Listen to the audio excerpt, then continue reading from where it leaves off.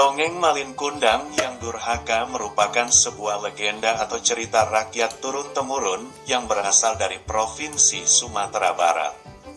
Sesuai judul, bahwa dongeng ini menceritakan kehidupan seorang janda dan putranya yang durhaka hingga melupakan orang tuanya sendiri. Anda yang masih belum pernah tahu ceritanya seperti apa, berikut kami akan berikan informasinya. Jadi simak baik-baik cerita berikut ini ya. Dongeng dimulai dari kehidupan seorang janda dan anaknya yang mulai beranjak dewasa.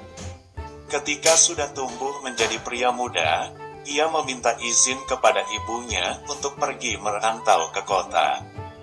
Ia sangat ingin dapat mengubah nasibnya dan orang tuanya yang tinggal di pesisir Sumatera dengan penuh keterbatasan. Awalnya, Ibu Malin Kundang tidak mengizinkan anaknya. Namun karena Malin Kundang meyakinkan, ibunya pun luluh. Malin Kundang pun berjanji bahwa nanti ia akan kembali ke pangkuan ibunya dan pulang lebih sering ketika sudah menemukan apa yang ia cari di kota. Malin Kundang pun berangkat ke kota. Ia berpamitan kepada ibunya. Ibunya mengantarkan kepergian anaknya itu. Namun, setelah kepergiannya itu Malin Kundang tak kunjung pulang. Ibunya sangat rindu dan menantikan anaknya itu kembali ke pelukannya. Setiap hari, Ibu Malin Kundang selalu datang ke pesisir dan bertanya apakah ada kapal yang datang dan membawa anaknya. Namun jawaban semua orang di pesisir selalu sama, bahwa belum ada nama Malin Kundang yang pulang ke desa di pesisir pantai itu. Ibunya terus menunggu, hingga suatu hari, berpuluh-puluh tahun lamanya Malin Kundang tidak pulang. Akhirnya ada seorang nelayan yang datang ke rumah mengetuk pintu dengan terburu-buru. Ia mengatakan bahwa ada saudagar kaya yang wajahnya sangat mirip dengan Malin Kundang di tepian. Dengan raut wajah yang berbinar dan berharap bahwa itu memang Malin Kundang, sang ibu pun berangkat ke pesisir. Benar saja, saudagar kaya tersebut memang sangat mirip dengan Malin Kundang. Ia membawa serta seorang wanita yang menurut orang-orang adalah istrinya di kapal megah dan besar tersebut. Ibu Malin Kundang pun berteriak, "Malin, anakku!"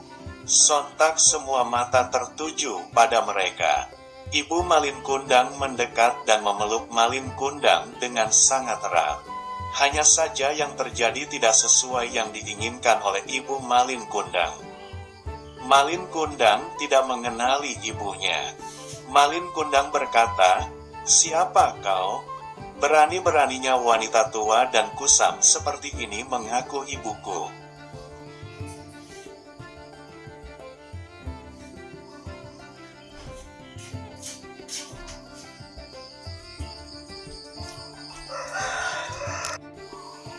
Ibuku adalah seorang wanita terpelajar yang sukses, tidak renta dan kucel seperti ini.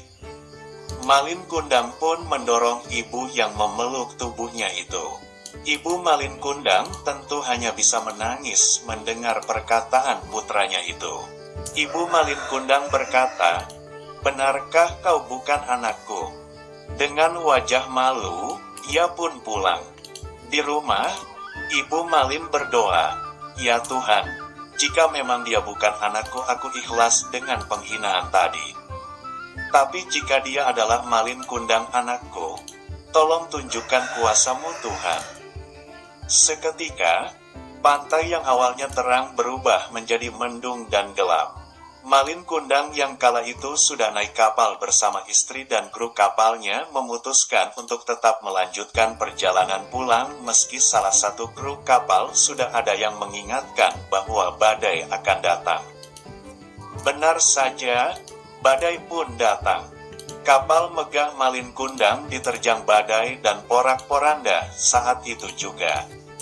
Keesokan paginya, di tepian pesisir terdapat sesosok patung batu yang menyerupai tubuh manusia. Patung tersebut adalah Malin Kundang yang dikutuk ibunya menjadi batu atas kedurhakaannya.